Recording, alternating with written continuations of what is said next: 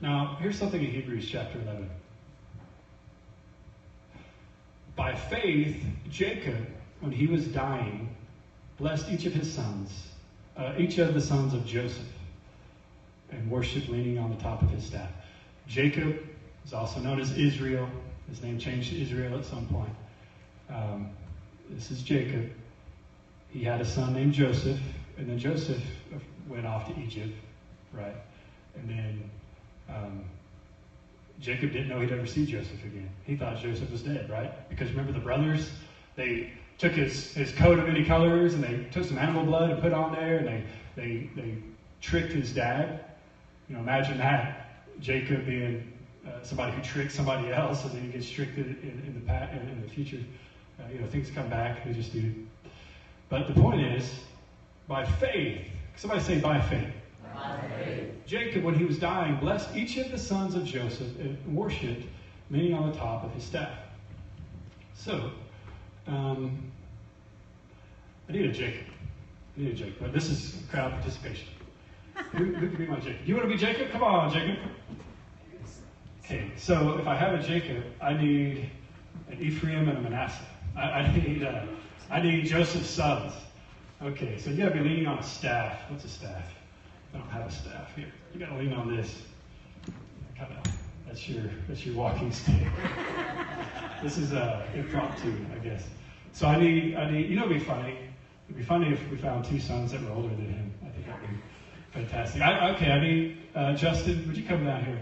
You could be a son of Joseph. I mean, you look like somebody's son, right? Okay. Who else could be useful for this? Corey, why don't you come up here? Okay. All right, so stand over here for a second. I'm gonna be like Joseph. I planned this out. I put verses on my phone here so I can be mobile. We live in a mobile world, don't we? So here's some verses out of. If you want to check this out yourselves, you can. We just have the reference. It's Genesis 48:12 through 20. Yeah, just like that. It says, Joseph moved the boys who were at their grandfather's knees, and he bowed with his face to the ground. Then he positioned the boys in front of Jacob. With his right hand, he directed Ephraim. Okay, I need an Ephraim. You could be Ephraim. All right. Okay, so he directed Ephraim toward Jacob's left hand. So that's right there. Okay, so Ephraim's here. And then, with his left hand, he put Manasseh at Jacob's right hand. Okay, so there it is. That's your right hand, that's your left hand. Okay, that makes sense. All right, so you see this now? But Jacob crossed his arms as he reached out to lay hands on the boys. So you got to cross your arms. Okay, yeah, touch your shoulder, that's fine. Okay, so you see this? Jacob's older. He couldn't see very well, but he crosses his arms when he goes to bless these children. Joseph was putting his eldest son by Jacob's right hand. So naturally, the oldest son, Corey here, would have received the blessing from the right hand. The right hand was significant. Most people are right-handed even today, right? The right hand had some significance. There was supposed to be more to it. But Jacob crosses his arms when he goes to bless him. See if I can read the rest of this here. A couple of verses. But Jacob crossed his arms as he reached out to lay hands on the boys' heads. Your shoulders are fine. He put his right hand on the head of Ephraim, though he was the younger boy, and his left hand on the head of Manasseh, though he was the firstborn. Then he blessed Joseph and said, May the God before whom my grandfather Abraham and my father Isaac walked, the God who has been my shepherd all my life to this very day, the angel who has redeemed me from all harm, may he bless these boys. May they preserve my name and the names of Abraham and Isaac, and may their descendants multiply greatly throughout the earth. But Joseph was upset. So if I'm Joseph, I'm kind of upset. I'm like, whoa, no. Your hand should be over. here.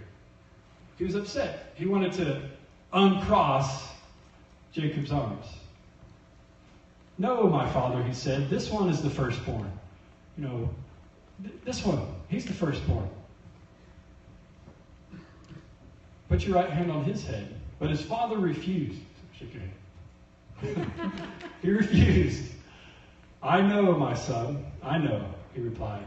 Manasseh will also become a great people, but his younger brother will become even greater, and his descendants will become a multitude of nations.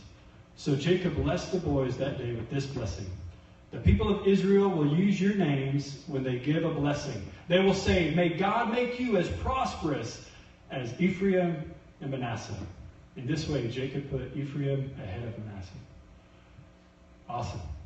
Give them a hand, would you? You guys can do it. Sit down. Thank you, guys.